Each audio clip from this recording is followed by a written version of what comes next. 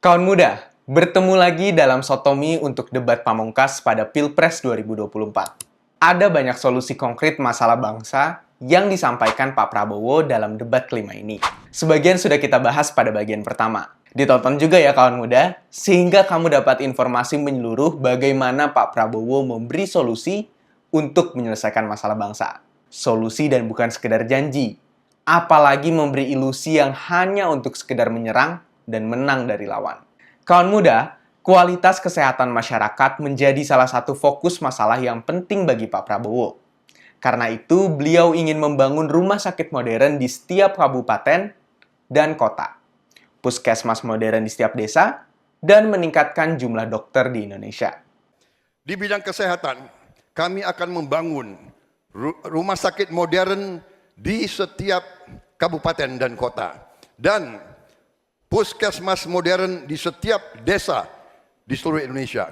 Kami akan segera mempercepat mengatasi kekurangan dokter di Indonesia. Kita kekurangan sekitar 140.000 dokter, dan itu akan kita segera atasi dengan cara kita akan menambah fakultas kedokteran di Indonesia. Dari yang sekarang 92, kita akan membangun 300 fakultas kedokteran. Pak Prabowo prihatin karena kita masih kekurangan 140.000 dokter.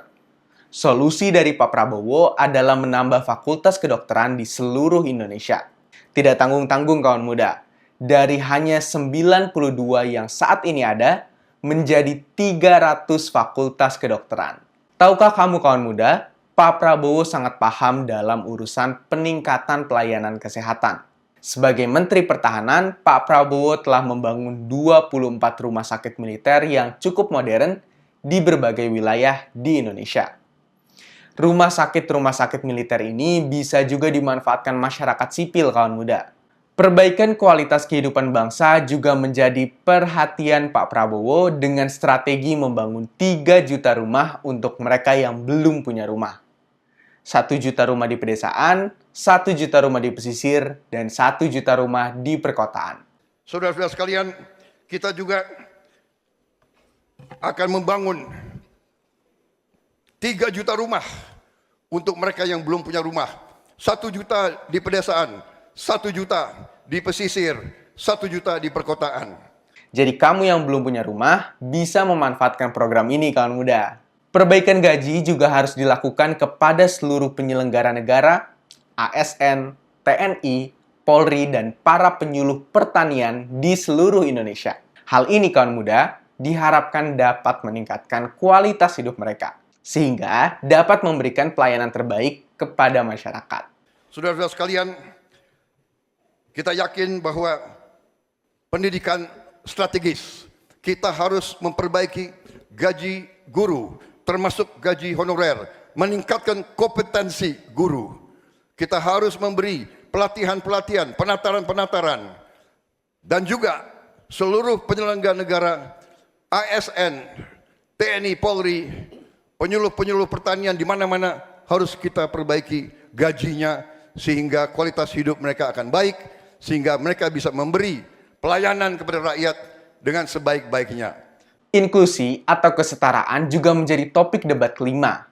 Untuk kesetaraan gender, Pak Prabowo sudah melakukan langkah konkret. Contohnya kawan muda adalah kesetaraan perempuan di bidang pendidikan yang sudah dirintisnya di Universitas Pertahanan. 10 program studi yang ada, sebagian besar dipimpin oleh perempuan.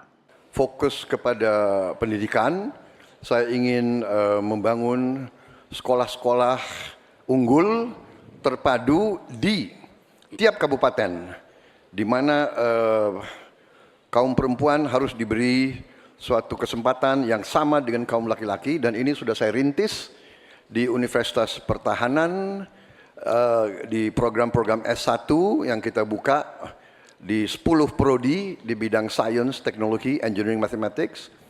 Ternyata proporsi perempuan sangat besar. Pak Prabowo juga akan mendorong peran perempuan dalam pemerintahannya nanti. Apalagi peran perempuan dalam bidang politik juga sudah sangat menonjol. Upaya-upaya untuk kesetaraan gender sangat penting. Juga di bidang politik kita melihat kaum perempuan sudah sangat mengambil peran yang sangat menonjol, dan saya akan mendorong peranan itu di pemerintah yang saya pimpin kalau saya dipilih. Terima kasih. Waktunya habis. Inklusivitas atau kesetaraan harus juga menyangkut para penyandang disabilitas, kawan muda. Capres Prabowo Subianto menekankan pentingnya keberpihakan negara, misalnya dengan proaktif berinvestasi pada sekolah-sekolah khusus penyandang disabilitas, serta mengembangkan teknologi untuk kehidupan mereka.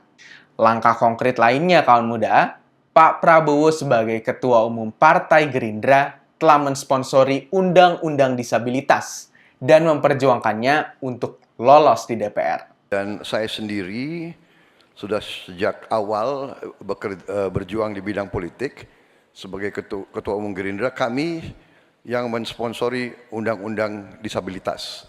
Kami termasuk yang mendorong itu lolos di DPR. Jadi kami juga berkomitmen bahwa kita harus memberi pendidikan khusus untuk mereka, membantu.